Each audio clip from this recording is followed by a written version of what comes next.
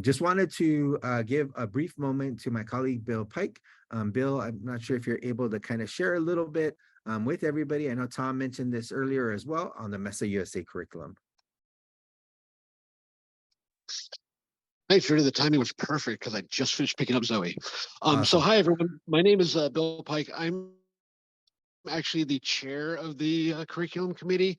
And the curriculum is really designed for the idea that the NEDC can be really challenging and there's a lot of pieces to it. So let's give teachers some curriculum that they can use. And it's designed to be adaptable. So if you're someone who's an old pro at it, then you can come in there and pick and choose what you want. If you're someone brand new, you can walk through the modules that are on the screen there, and really have a good solid footing when it comes to competition time. So you can see the link down on the bottom there. It is through the California Mesa's Canvas site. If you ask, oh well, do I need to log in? The answer is no, because there's a lot of Mesa teachers, and so it's an open source document for anybody to be able to access. Excuse me. So what we tried to do is build some lessons in that can help people as they're navigating the national competition. But one thing that we know is that every school is different, every city is different, every county is different, every state is different, every part of the country is different. And so if there's something that you have that you're like, oh, I think this would be great in the national curriculum, we'd be more than happy to take it from you. We'd be more than happy to give you credit for it too, because we know we don't know everything. And we also want teacher feedback. Do you like what's on here? Do you have lessons that you think would go well into this space? Because it's really a space for the teachers, because as Tom said earlier, the teachers are really kind of the linchpins in what we do with Mesa. And without them, this program would look very different. And so we want to make sure that their voice is heard and recognized and acknowledged. And then if they think they can do better, they have something better, we want to share that with everybody, because this is something for Mesa USA as a collective, rather than just Arizona Mesa or California Mesa or whatever. Bill, thank you so much for. And so we're always open. Go ahead, Bill. Sorry. I was going to say we're always open for we're always open for feedback, and we're always open to hear what people have to say. And we are going to be updating this very soon to reflect the new competition. That's where we're having a meeting tomorrow about. So that's it, Rudy. I'm done. Thank you. Thank you, Bill, and thanks to the entire curriculum committee who has representatives from each state. Our sincere appreciation to the group for this resource. I dropped the link to the resource in the chat, and I'm hoping that people are able to kind of follow that and continue to use that as a resource and inform it, as Bill mentioned as well. Our thanks to the curriculum committee. Also, just wanted to mention to everybody and remind everybody that we've got a great NEDC website as well. So you see here, and I'm going to drop this one in the chat as well. But we've got the NEDC website that New Mexico Mesa has helped us to develop and to host. And if you go to that website, you're going to be able to see the last, I think, 2, maybe 3 sets of National Engineering Design Competition participants and their projects. So this is a great repository of projects that can be showcased to students that you're trying to get excited about the National Engineering Design Competition. Shout outs, of course, and I've got a note here to Mendote Junior High School from California, who took first place last year, and Broomfield High School from Rocky Mountain Mesa, who took first place at the high school division. So shout outs to them. Shout outs to New Mexico for, again, a great job of hosting the competition. Go and check out that website. It's just so wonderful and captures a lot of the work that we're all working towards and contributing to as well. And of course, with that, I'm going to go ahead and stop sharing and do that. I'm not passing the baton, but New Mexico has passed the baton on to California, who will be hosting the 2024 national competition. And that's going to be hosted at San Diego State University, hope I'm saying that correctly. And I'm going to turn it over right now to Luis Topete from California, who's hosting us with Tom, Juanita, all of the Mesa California folks. And also is Luis's co-leading this effort with Beatriz Spirato and the NEDC committee. Luis. Rudy, I apologize. We're hosting what? Okay. No, thank you so much for that. Hi, everyone. Can everyone see my screen? Fantastic. I know, just to respect everyone's time, we're going to definitely just quickly go over the handbook and its changes. And I know there'll probably be some questions. And so if you can direct those questions to the chat, we'll definitely try to answer those, or we'll follow up answering those questions. And then at the end of the slide, there's also an NEDC email where you can forward all your questions. I know that we've gone through a slight change, more than just a slight change, but I want to make sure that we go over just the general updates and then share some resources that will be available to you now, some that will be available to you soon, and of course, many more that will be available by the end of the fall. With that being said, my name is Luis Topete. I am the Mesa College Prep Director in San Diego, and I am here with my colleague, B. Hi, I'm Beatriz Prieto. I'm the Mesa College Prep Program Lead at Mesa Statewide Office. Fantastic. So our NEDC Rules Committee is comprised of 9 states. There are 10 states that have Mesa in there, but currently right now, Florida does not have a committee member in it, but all other states do have somebody who is represented in the NEDC committee. So we just want to do a shout out to all of our NEDC committee members. As you can see right here, there is a representative from each state. So we really want to thank them all for all their hard work that they've been putting on throughout the many years of this NEDC competition. Last year, New Mexico hosted, so thank you very much to them. And the previous year, it was Arizona. So a lot of work that's been going through. Thank you, B. And if our committee members want to drop their Venmo accounts in the chat, I'm pretty sure we'll have lots of great support from everyone from Mesa USA. Tom? But very quickly, I just want to share that, the rules, the new handbook has been shared with all the state reps, and it is available online. But, with the delay, we had mentioned that there were some changes to the handbook meant to clarify and also to be more intentional with the desired outcomes and student takeaways. It was also, I believe it's the cycles every 3 years where there's an update on the rules as well. So it all kind of just fell on this launch. And so I'm excited to kind of just show a little bit of these changes with you.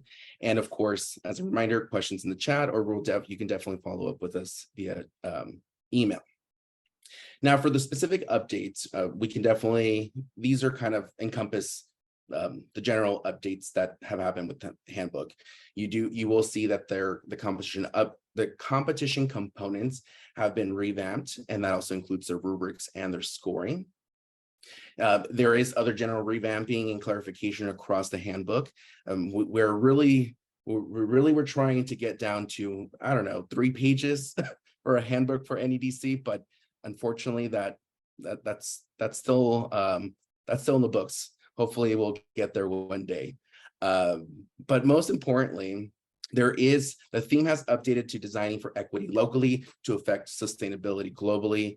We can say that this is kind of an enhanced, like a new level to the theme from last cycle, which was designing for equity in your community. With this, of course, theme, there also is a new layer where we're expanding on the opportunity to think globally and act locally by adding the UN Sustainable Development Goals. Also, we'll call them UN SDGs or SDGs. I will say that our gas and electric provider in San Diego is SDG&E. So you can just imagine how that's been for us in conversations in our office. But aside from the theme, of course, this has been the general competition overview that includes the makeup of the team, and then having to employ a human-centered design practices to engineer a solution, and then of course the coding component as the main component of their design. Moving into this new cycle of 2023 to 2024, we have the UN, that the teams must use the UN Sustainable Development Goals in a community-centered capacity, and that they'll be achieving this by selecting a goal, and then of course identifying a target that the project is meant to address. Luckily, I know that over the summer, there was a launch of the curriculum that focused in on the UN goals. And for those that might not have gone over that material, I just want to share that the UN goals were drafted and adopted as that the goals are seen as a shared blueprint for peace and prosperity for people and the planet. Those specific 17 goals are available through that link that is also found in the rules. That QR code right before, if I changed that when you were trying to QR that, I apologize, but I just placed it there so you can see that it's very accessible. The information is very easy to read, and every goal has information. They have the targets listed as well, which is a fantastic way for the students to be able to approach the objective and the theme. And so what we're asking is that the UN goals do provide a broad view of the global efforts to promote equity. And then we're asking the teams to narrow their focus to help their community from a lens of that UN goal. And so with that being said, I know we're a little bit short of time, or just to make sure that we go over some of the specifics of the components, we'll move over to the components and hand it over to B to help us out.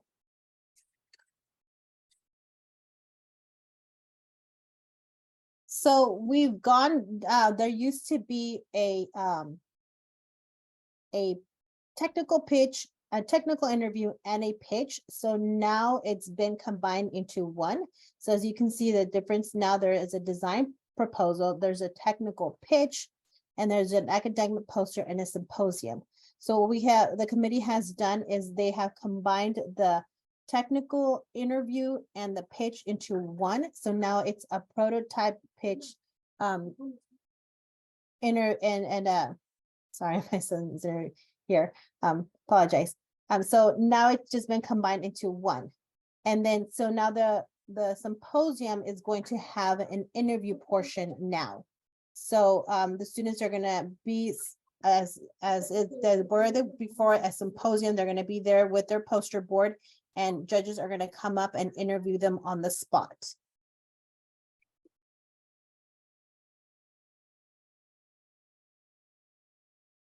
Now, to zoom in a little bit on the components, I know that the handbook has been out.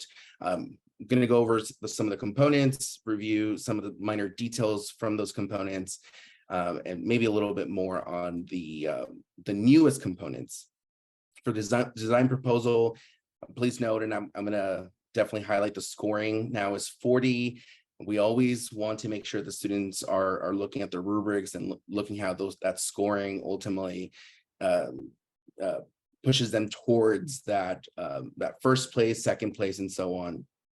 And so with the design proposal, aligning very much to the design brief from previous years, it's been refocused to cover more of the initial phase, which is the researching and the brainstorming. There are a template and a sample design proposal are available at the NEDC, on the NEDC website, to further help the students visualize this specific the changes. And as you'll note, that this is a fantastic opportunity for some of the regions and the states to maybe consider this as the ticket to to be clear to get materials, for example, allowing teams to really focus in on that research and the brainstorming of their project, and that they're really focusing in on that UN goal, the target, and what that their solution, their proposed solution would be. Moving on for the academic poster. This is the scorings at 58. No major changes, but even by me saying that, we definitely want to make sure the students are reading this handbook.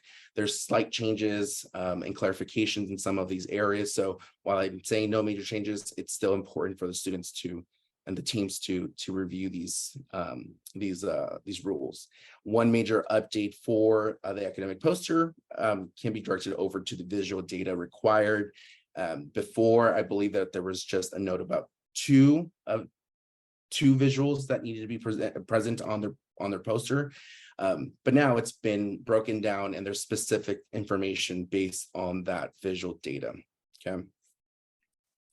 For the technical and pitch, the scoring's at 100. This is as B had mentioned, that this is a fusion of the technical presentation and then the previous prototype pitch. So definitely you'll be seeing a lot of these general areas kind of like being modeled into one, which is the technical pitch, and that will be a 10-minute presentation that provides the overview of the development of their design, the technical components, and the functionality of their prototype.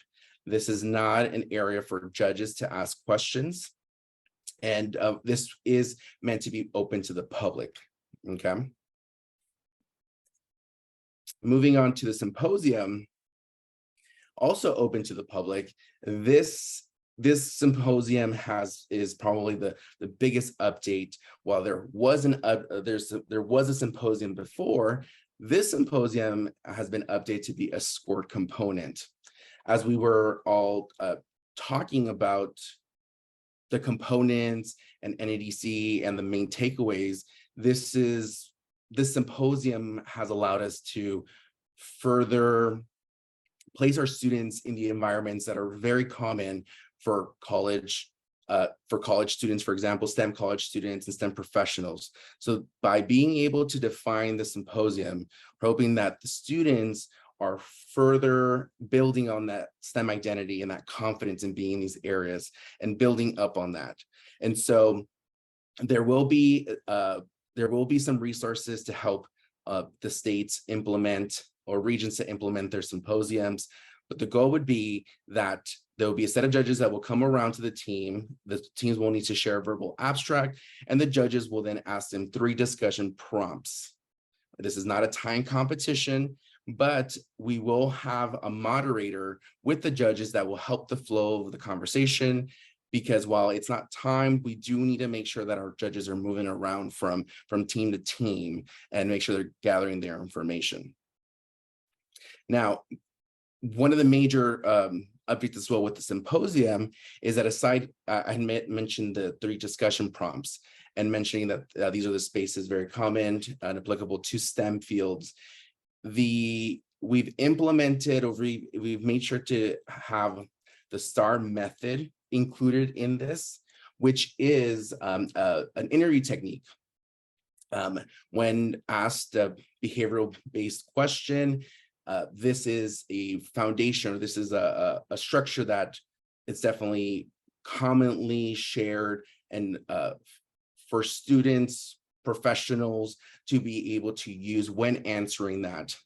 There's been a lot of information integrated into the symposium on that handbook, and we are planning to have many more resources to be able to help the students in answering discussion prompts in this style by sharing the situation, the task, action, and the results. Now, focusing a little bit on that, all the official discussion prompts will begin with describe or explain. When it comes to a lot of the questions or a lot of these prompts, it's best to kind of help the students cue them in, just since we're starting out and trying to get the students comfortable with this interview technique. And what we've realized is that a lot of the students already have this kind of ingrained when it comes to them being at these symposiums or at presentations. They have a lot of these qualities already built into how they answer questions. So we're just hoping to, with the resources and further practice, help them really implement STAR method, like almost like muscle memory. And the best part is that since they'll be interviewing for jobs, internships, and so on, it is a very applicable skill that they can take on with them as they continue on through their journey.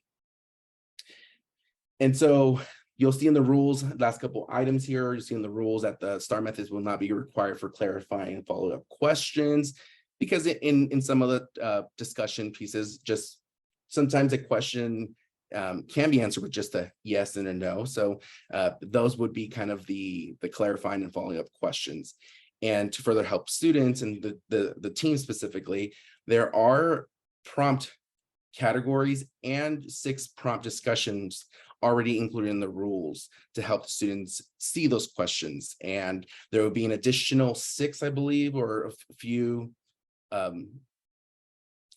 extra discussion prompts that will be drafted that for the judges to see, but 6 have already been shared with the students and the teams in the handbooks already.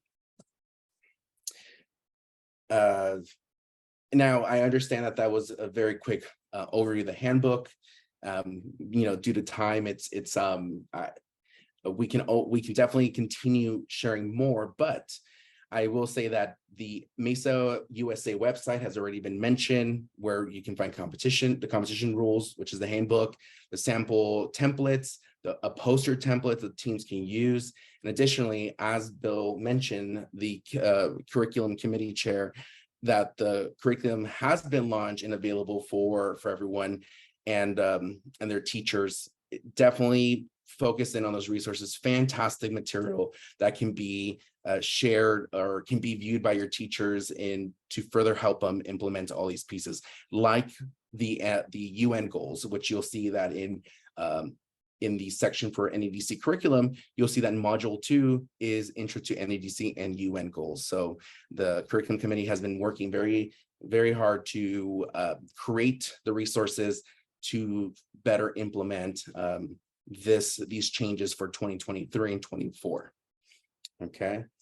And most importantly, while there are some resources in development to launch soon, there is the winter convening set for December 2nd from 8:30 to 12:30 Pacific time. There has been a save a date flyer that's been sent out, but within a week or so, a couple of weeks, we'll have a flyer with the registration link. And this is where we'll be able to dive further into NEDC focus workshops, additional tracks that would include